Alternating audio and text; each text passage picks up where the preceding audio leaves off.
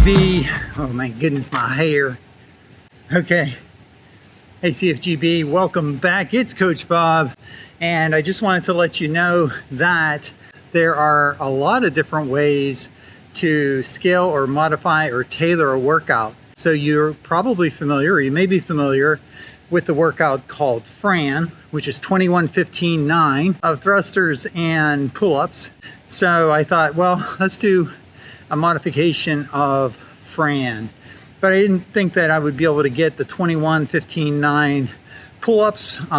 They would have been taking a long time for me to get that number. So in order to kind of stay within the intent of the workout, where it's really going after that higher intensity, I decided to scale back the number of repetitions to 15, 12, and 9, and keep the pull-up movement true to the way it's written. For the thrusters though, I modified that one. I wanted to get something in. I just felt that it would be fun to play around with the kettlebell. I just wanted to move today.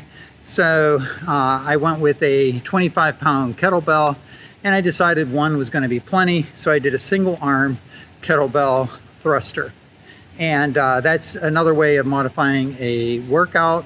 Keep the integrity of the workout as far as the squatting movement and the overhead movement, but to modify the movement in a way to use either a different object or an odd object or something like that.